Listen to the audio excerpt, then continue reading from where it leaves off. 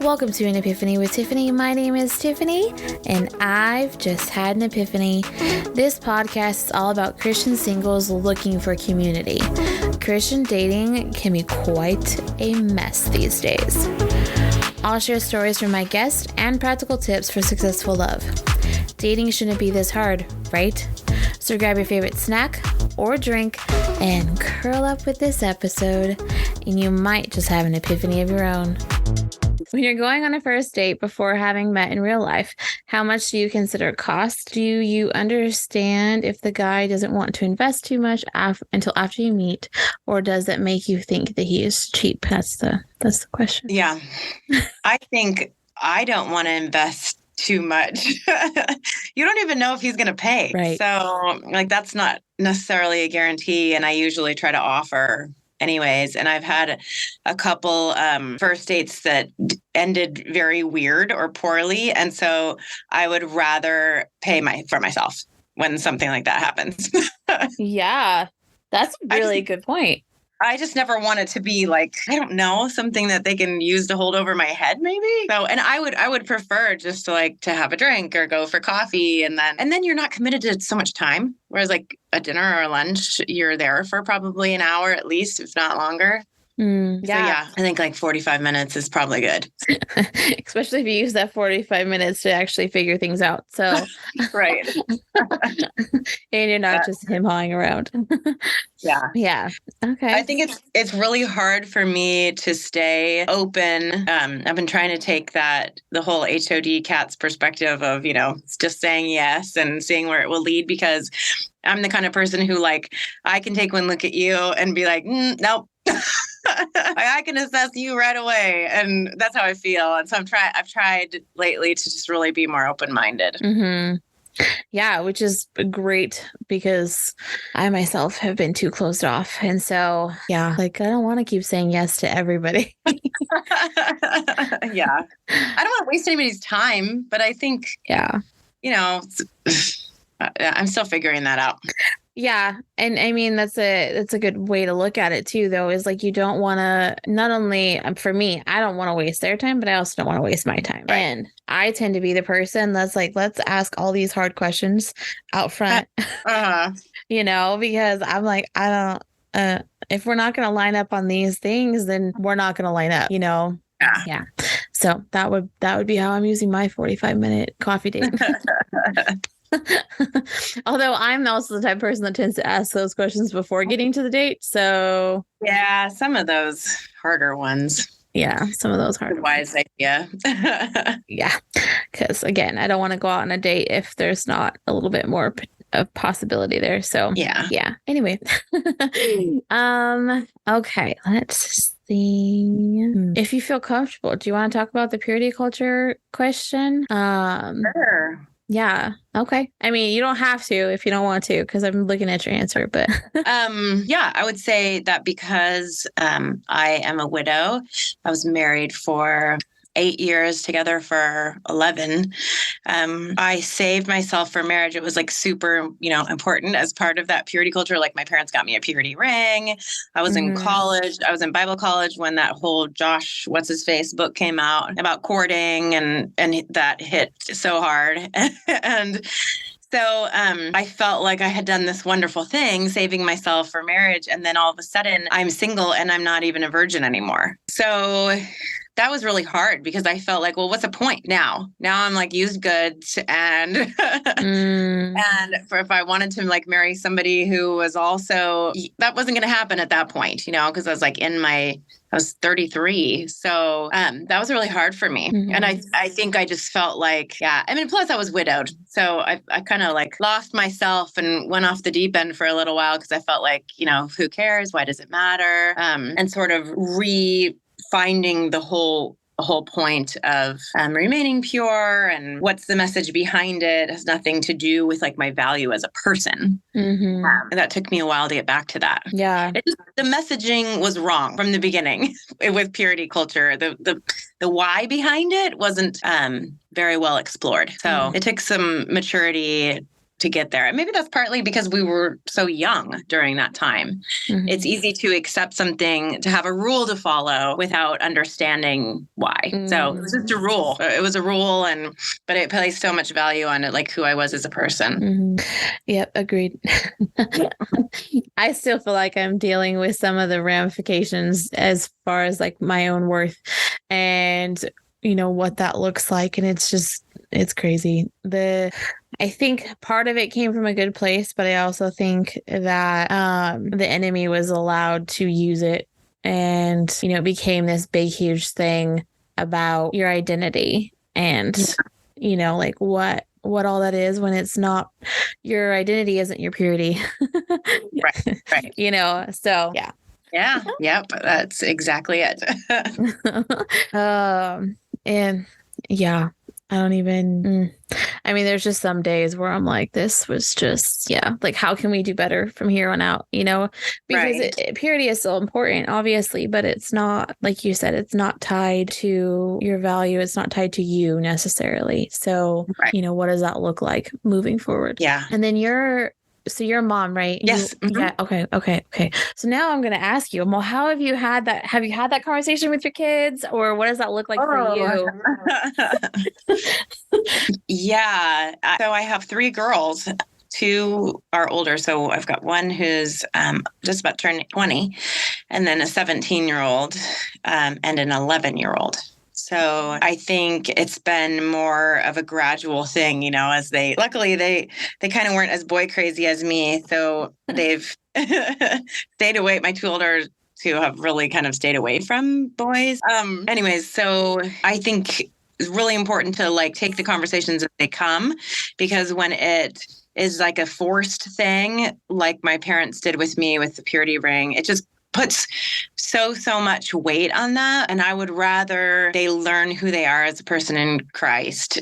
And I think telling those stories, like sticking to the Bible, there's so many stories of people that were in Jesus's lineage, right, who had some majorly messed up sexual pasts. Particularly women, and he chose to put them in his story because he wanted them to show that they had value and worth.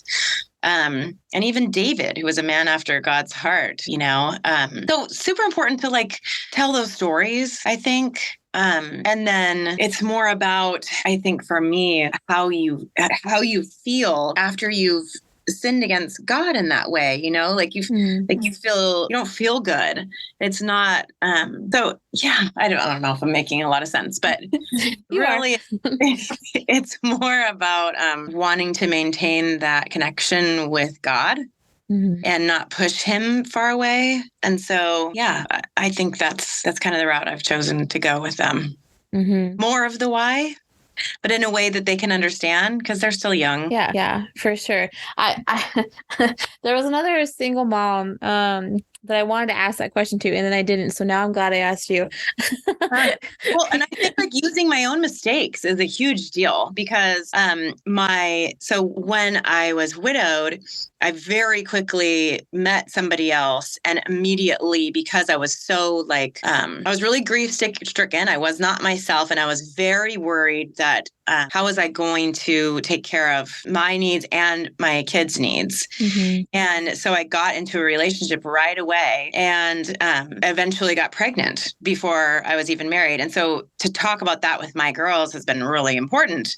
To say like, and especially my youngest, who's the fruit of that, to say, it's not that I don't love you and I'm so happy that you're my child, but she's had to deal with the ramifications of divorce, and how that's affected her life because of poor choices on my part and her dad's part. So to just be upfront and real about those, Yeah.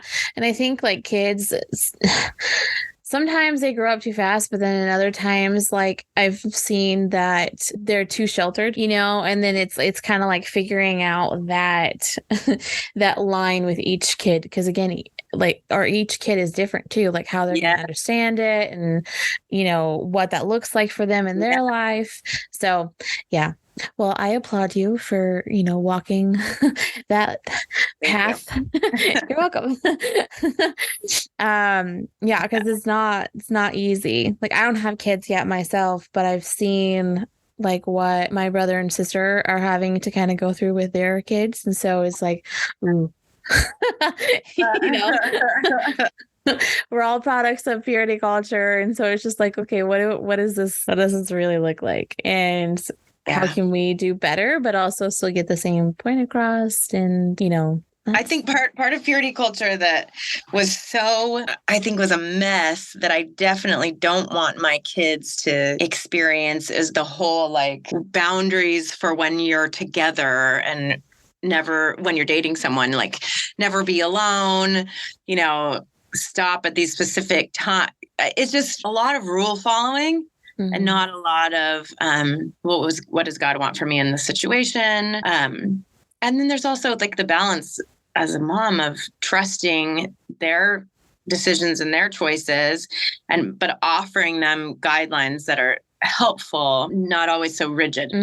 Yeah, and that, like, you bring up a great point of it's still their life, it's still their decision, Right. Like, I don't know if that's exactly how you meant it, but that was what I thought. Well, they're going to do what they want to do ultimately, whether you give them play by play exactly how things should go or not. Yeah, exactly. Yeah. Yeah.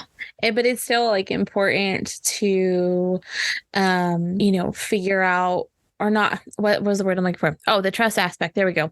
Like allowing them to live in that trust, because I feel like with certain scenarios when parents are too like, I'm going to hold you right here, you're not allowing your kid to actually grow. And that's another topic though. True.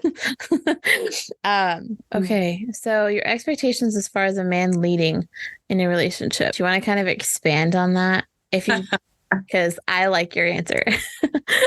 I've really been struggling with this lately. I think I've recently went on a date, and I hadn't been on a date in quite some time. And the guy's a believer, a little bit older than me, which I've been tending to date younger. And so I've been trying to be outside my comfort zone. And he kind of immediately went that whole like leader route.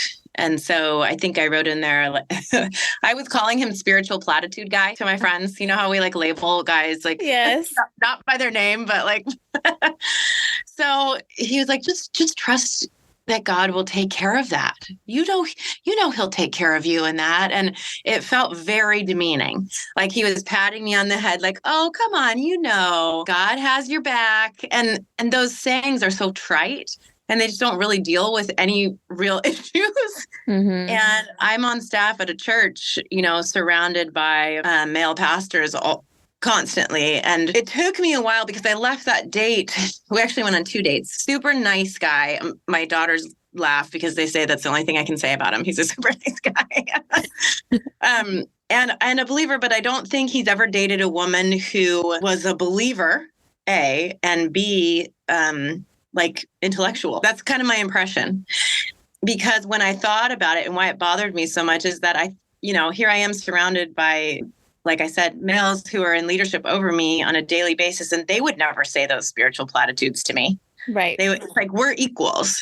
And how you lead in that sense is so important, because I don't want somebody like pulling me along like I'm a baby and they need to like coddle me and make sure that I know that God's in control. Of course I know these things.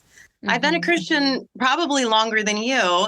And, you've been in Bible school and have my master's degree. And it's just really hard. And so I think humility and just come alongside me. I don't want you to really tell me how you think I should do things or, I think just lead by example. Let your actions be and be loving. And then I will just want to follow you. I mean, that's what Jesus did.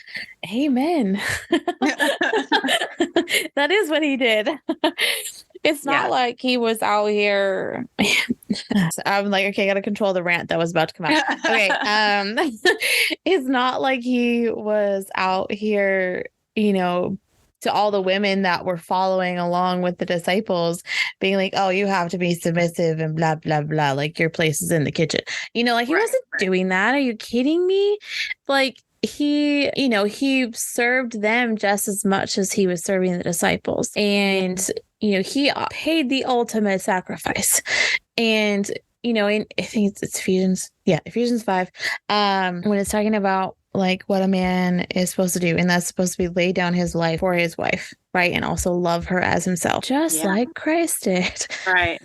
Exactly. You know what I mean? And then because of that, it's our automatic, like, I feel like it's going to be my automatic response to be like, okay, cool.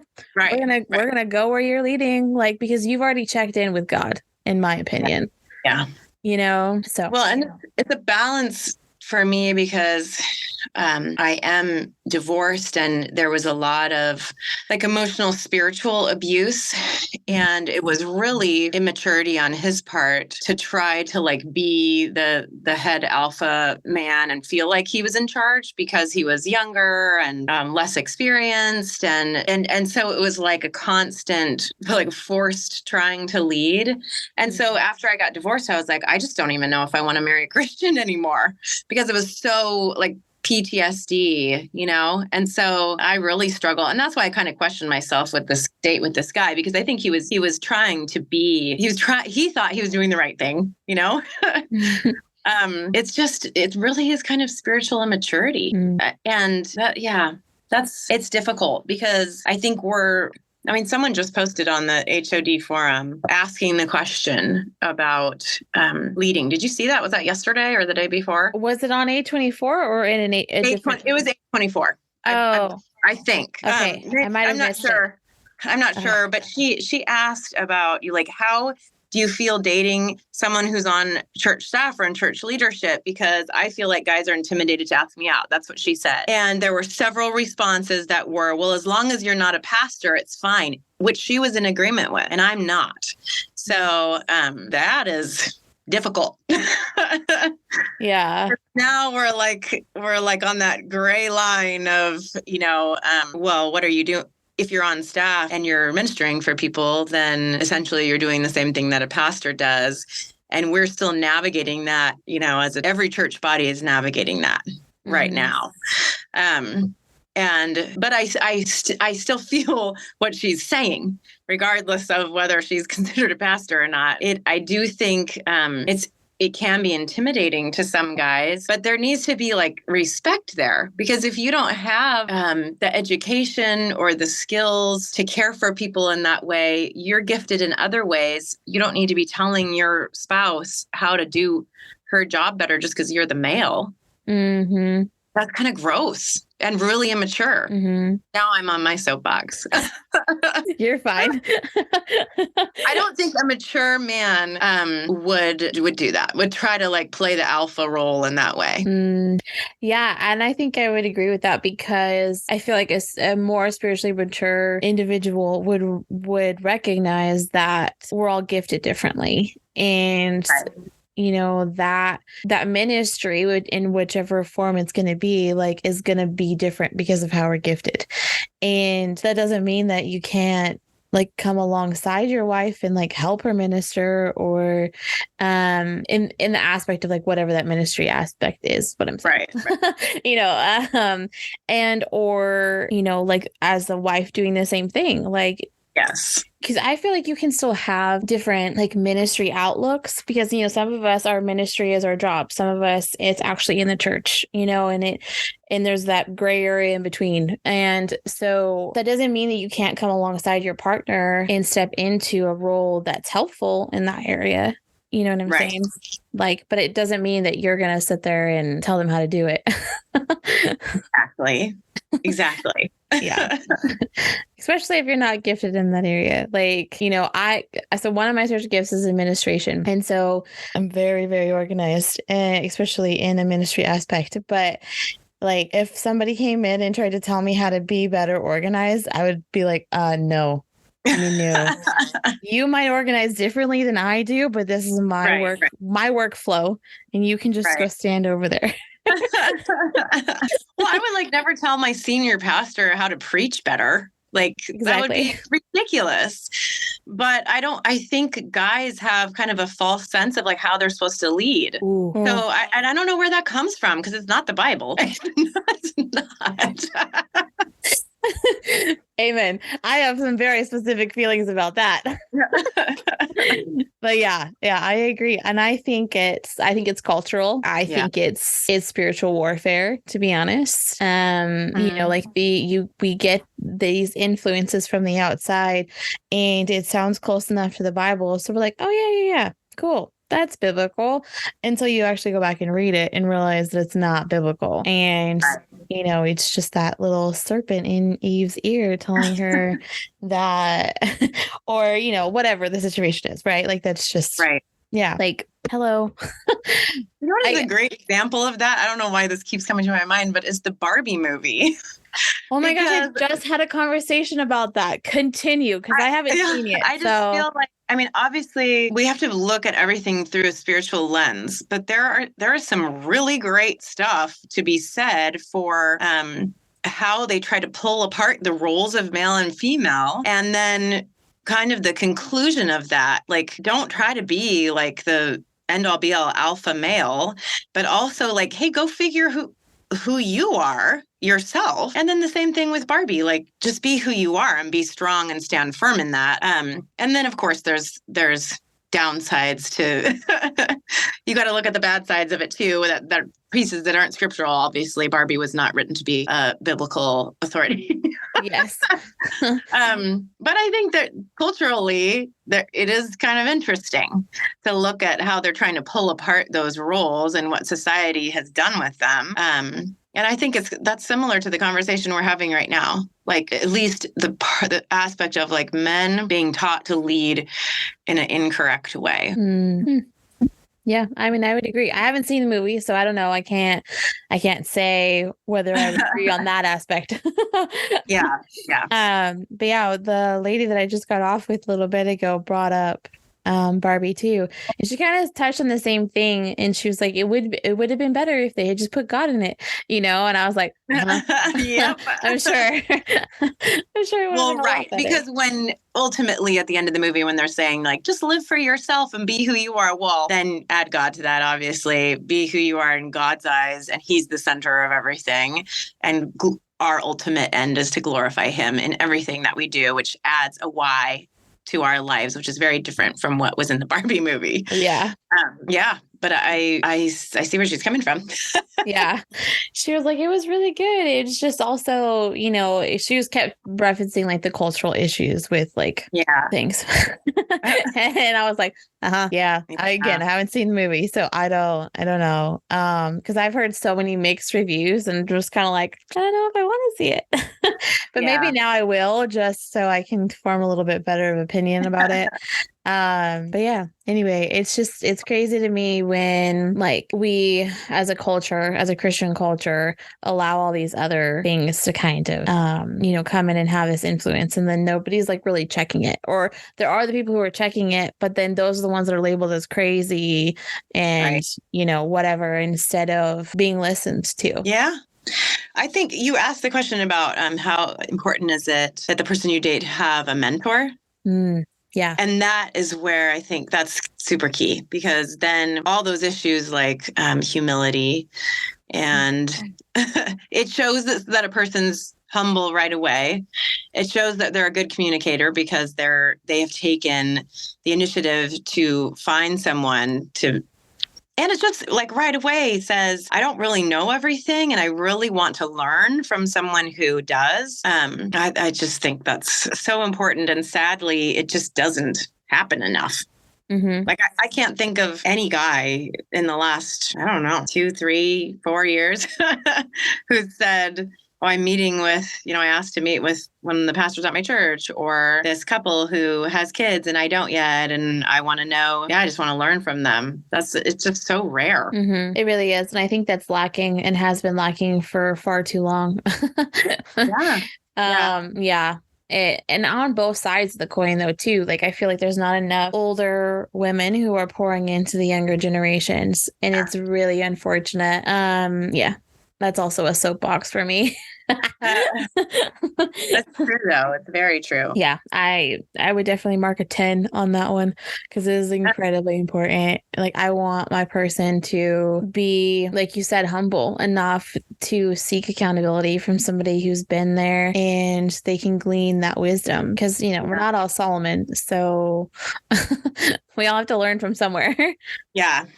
My cousin, when we were in college, she started dating her now husband, and he was an orphan who was adopted, and he had a mom and dad initially when he was adopted, but his father was very abusive. And so his mother left his father when he was like 2 years old.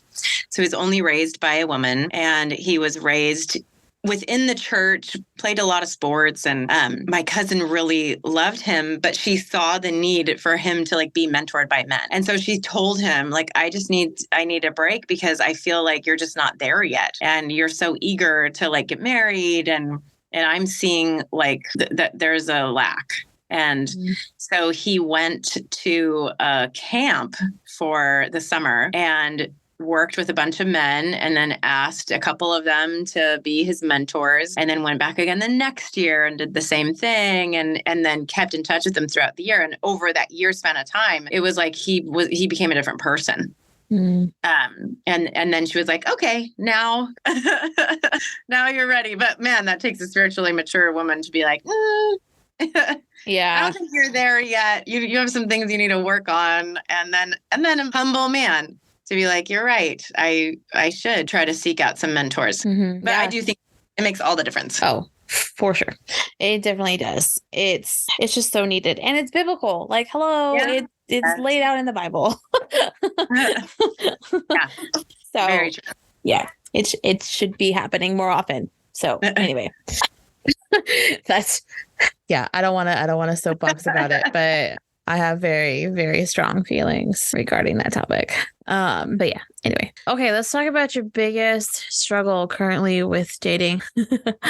The Christian conservatives. I live in the Central Valley of California in this small town called Clovis. I'm actually on the outskirts, so I'm out in the country where there's a lot of ranchers and like ag farmers, because we're the center of produce for not just California, but a bunch of other states as well. And so it is like living in a mini Texas.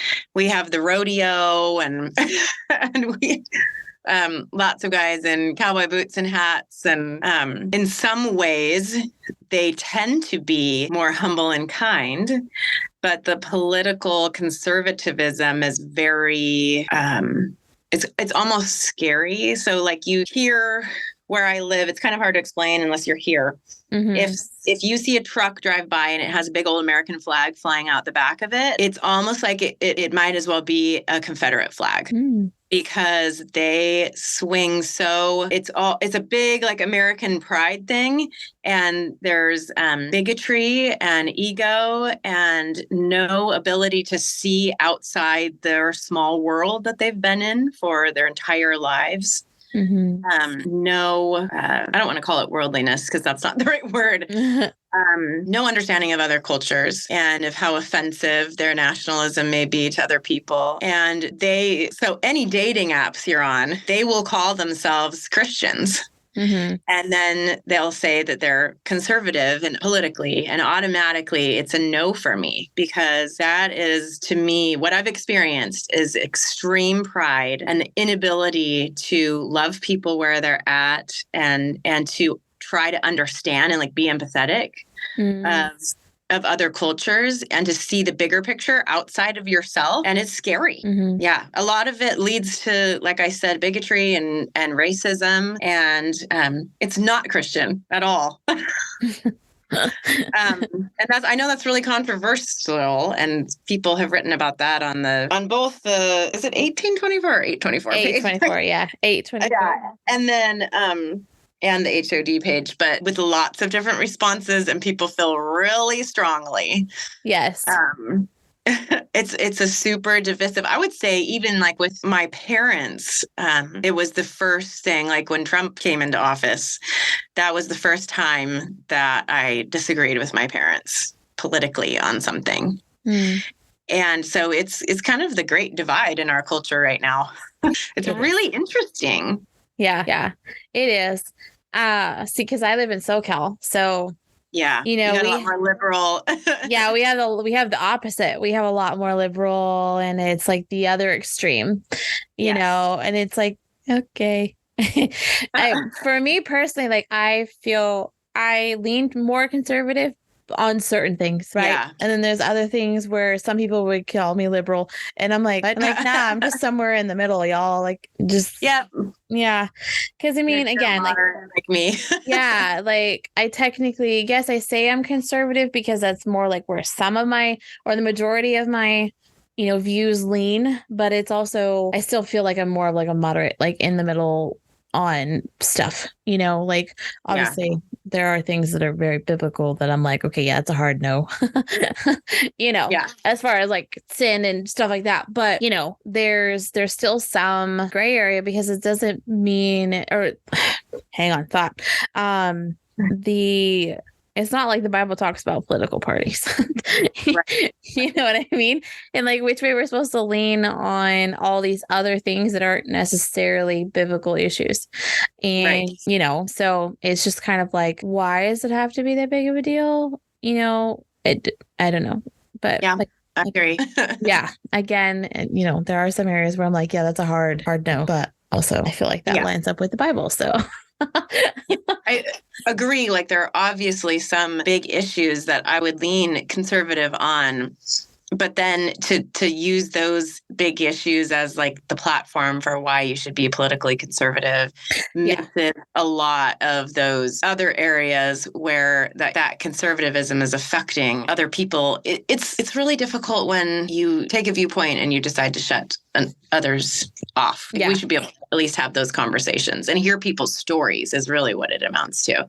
Yeah. Because story is everything. And you can say you feel one way and then hear someone's gray area, And I think we should be listening though to those, and that should draw us back to the word to be able to say like, well, how do I really feel about this? Like outside of, what my political party is saying, like go back to the Bible, listen to people's stories, have empathy for the woman who was raped and is pregnant and is scared and doesn't know what to do. Golly, like as Christians, we should be loving and have empathy. It doesn't mean we can't still feel that abortion is wrong. Right. But we should be able to listen to other people's perspectives. Mm-hmm. Yeah, exactly. I mean, in those scenarios, like, I feel like you never know what that woman needs to hear, and if you're coming at her from this, like, killing your baby is murder and blah, blah, blah, you're going to go to hell. Like, that's not the way you should come at it. I mean, because I'm very opposed to abortion, but that's still not how I would go about it. Like, I would sit there and be like, okay, well, let's talk about this. And, have you thought about adoption or, like whatever, and just kind of try and hear her out. And it's still understand that it's still her choice. Yeah. And I'm still gonna, like love that person anyway. Because we all have our choices. And well, it does come down to like, so then she decides to have the abortion and what, you just are gonna drop her? Yeah, exactly. Because that's not what Jesus would have done. That's obviously, he would have come alongside her and loved her where she was at. And that is what would have changed her, her life. Mm-hmm. Agreed. I mean, and I have friends that had abortions when we were younger. And, so like watching them walk through that on the flip side, and then one of them in particular having a conversation with me a couple years back going like, I regret it. I, wish that I didn't do it. Because ironically, we're at a baby shower. Oh, wow. And, so she was just like kind of sitting there opening up to me. But if I had back in the day been like, well, I'm never speaking to you again. And like, showed up at this baby shower and she was there and didn't go sit down and like give her a big old hug, she wouldn't have never had the conversation with me. Yeah. You know what I'm saying? And to be able to like talk to her about it and be like, you know what, like I'm like, have you asked forgiveness for it? And she's like, yeah. And I'm like, okay, well then you're forgiven. Like, don't keep holding on to that. Don't keep listening to that voice in your head that's telling you, whatever it's telling you and, and all that stuff. And she's like, you're right. Like, I keep just holding on to it because I feel so guilty. And I'm like, yeah, but if you really have given it over to God and you've asked for forgiveness, then that guilt is not from God. That is from the enemy, And it's just like, wow. Yeah.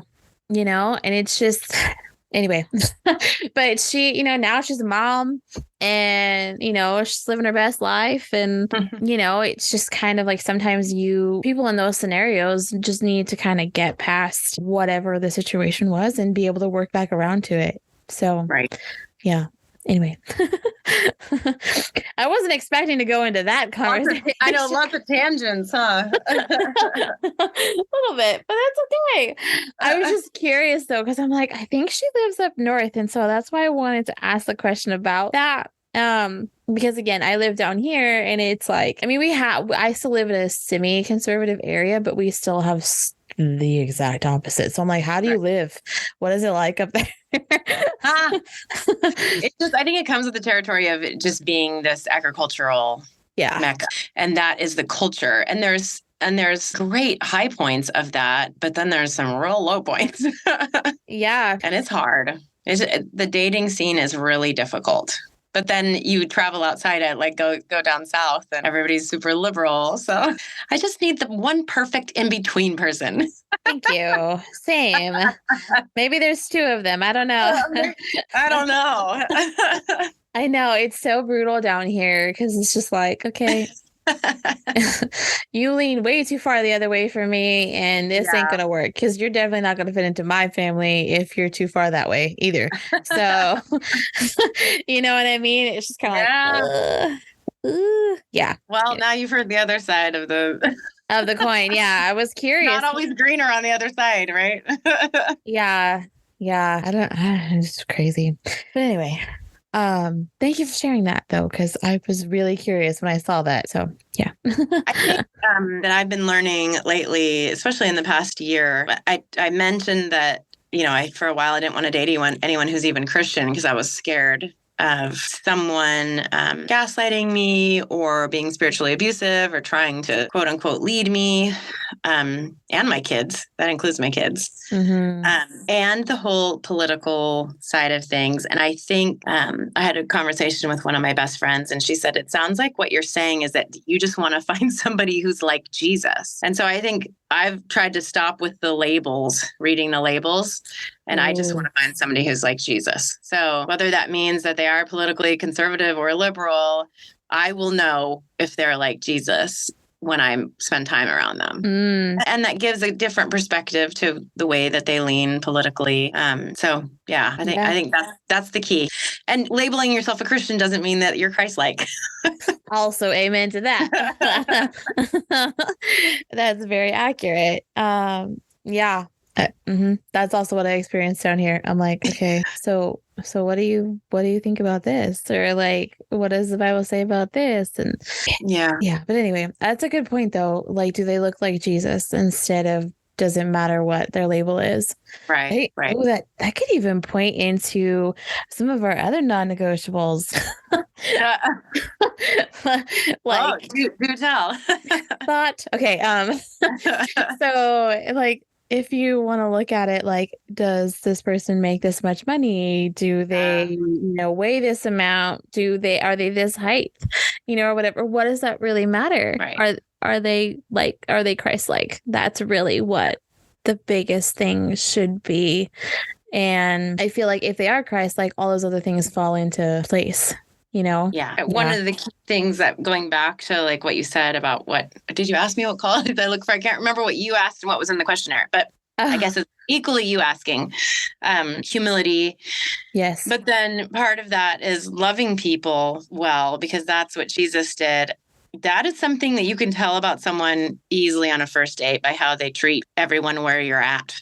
Like if you're at coffee or if you're grabbing a drink at a bar, how do they treat the staff? How do they treat you? Do they notice people sitting around you? do they even like talk to them or give them a compliment? Like those are big. That's a big deal to me personally. Doesn't necessarily have to be to everyone, but I do think that Jesus loved people. That's for sure. Mm-hmm. Yep. He definitely did that. But that brings up another like point though too of, I don't know if I want to go into that part of it, but I feel like us in this day and age currently in this year, after some of the things we've gone through in the last few years, like are just so wrapped up in ourselves and not paying attention to those people that are around us. I don't remember if it had to have been the 824 group. Somebody said something, it might have been a couple weeks back now, but like sometimes all somebody else needs is a smile or something along those lines. I think it was in a comment about, I don't remember what the topic was, but I saw that and I was like, dang, that's true. Like, and you don't know, you never know when complimenting somebody on something or smiling at them is going to be that moment that they needed. Yeah. Because we don't know what's going on in their lives, Right. So yeah, caring for others is huge. And I agree. Like you can find out a lot about somebody in those instances of like how they interact with those people that are around them. Yeah. I mean, don't get me wrong. I road rage out all the time because I lived, but I always feel guilty about it. Like, that's just a car though. That's not really a person. Yeah, I know. I'm just like, sorry, Lord, for whoever that person was in that car. Please forgive me for the things that I said and thought in my head.